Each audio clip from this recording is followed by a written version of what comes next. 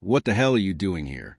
almost yelled the mother-in-law, flinging the door open and blocking the entrance with her body. Nadya froze on the landing. In her hands, a bag of groceries. Behind her, the cold November air and the feeling of complete unreality of what was happening. "This is my apartment," she said quietly but firmly. "I just came back from work. Please step aside." But the mother-in-law, Aleftina Borisovna, stood like a deadbolt in a gate. A hostile spark gleamed in her little eyes. A cruel determination. "It's not yours anymore. My son gave me the keys. You won't be living here. Understand?" Nadya felt her knees weaken. Her husband had pulled something like this again. Apparently another argument. But to block her from entering her own apartment, that was beyond anything. "Where's Ilya?" she asked, struggling to remain calm. "Call him." "He's not here. He left, and he did the right thing. You've driven him crazy."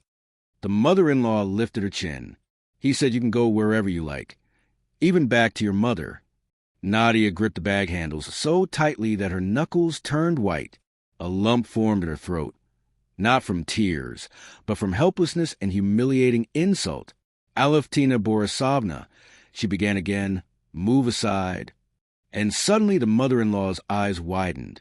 She stared at something behind Nadya. Her expression changed instantly, from anger to fear. Nadya turned. Behind her stood a tall man in a long dark coat, with a briefcase in his hand. She had never seen him before. "Excuse me for interfering," he said calmly, evenly. "But it seems this woman is being denied entry to her own home." The mother-in-law, startled, stepped back. "And what business is that of yours?" she retorted, but her voice already lacked confidence. The man looked at her so intently that Aleftina Borisovna bit her lip involuntarily. "I'm a lawyer," he said. "I happened to witness this. Perhaps legal assistance might be required." Nadya blinked in surprise. A lawyer, accidentally on her stairwell, and yet, right now, she was grateful for anyone who wasn't shouting at her. "I don't need any lawyer," the mother-in-law blurted. "This is a family matter." The man tilted his head slightly. "Unlawful restriction of access to one's own property is not a family matter."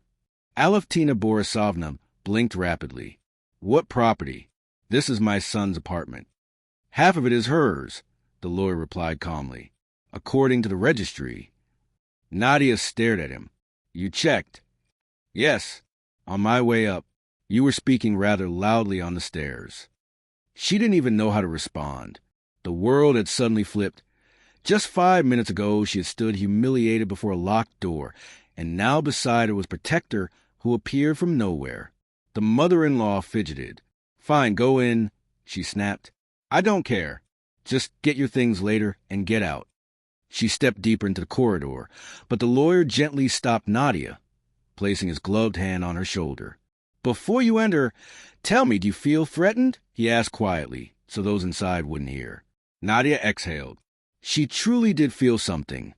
Not physical danger, but moral pressure that had suffocated her for months in this home. "I don't know," she whispered. He nodded. "In that case, I'll go in first to make sure it's safe. If you don't mind." She only nodded. Inside, the mother-in-law snorted indignantly, but backed away toward the kitchen when the lawyer entered, looking around. "See? Nothing scary here," she shouted.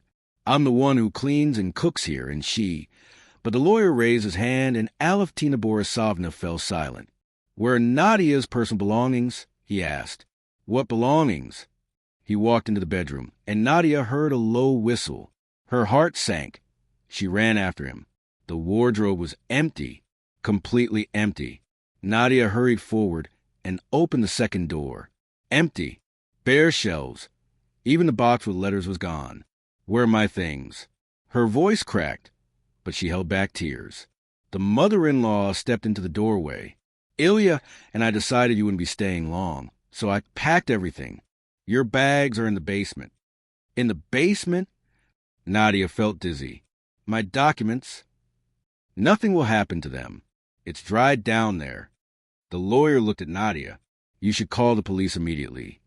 The mother-in-law threw up her hands. "Police? For what? These are my son's things. I only helped. But the lawyer took out his phone. This is unlawful obstruction of property access, destruction of personal belongings, and attempt at forced eviction, witness. The mother-in-law turned pale. No, don't. I just wanted to help. I'll bring them right now. For the first time in months, Nadya felt something. Strength. Not anger. Strength. Calm. Steady strength. As if all this time she had let people wipe their feet on her. And now someone had reminded her she didn't have to let them. No, she said unexpectedly firmly. We're not going down to the basement. You will call Ilya. He will come, and then we will discuss where my belongings went. The mother-in-law opened her mouth to protest loudly, but the lawyer's glance stopped her. I'll call, she muttered, retreating to the kitchen. Nadya and the lawyer remained in the hallway. The man checked his phone.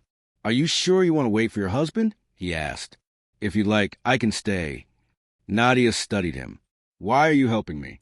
You're a stranger. The man smiled slightly. I just got the keys to the apartment opposite. We're going to be neighbors. And I immediately walked into a family scandal. Nadya blinked. A new neighbor. A lawyer. By coincidence, a witness. Appearing exactly when she was on the verge of giving up. Thank you, she said softly. I don't know what I would have done without you. Well, now you do, he answered. Next time, call me right away. He took out a business card and placed it into her hand. I'll help. At that moment, the mother-in-law returned from the kitchen, pale, shaken. Ilya said he's on his way, she mumbled. Nadya took a deep breath. She understood. Today, everything would change. She would never again allow her husband or his mother to treat her like a stranger in her own home. And beside her stood a man who had suddenly reminded her she had the right to respect, and that it was not shameful to fight for it. And for the first time in a long time, Nadya felt not fear, but confidence, because now there was someone to cover her back.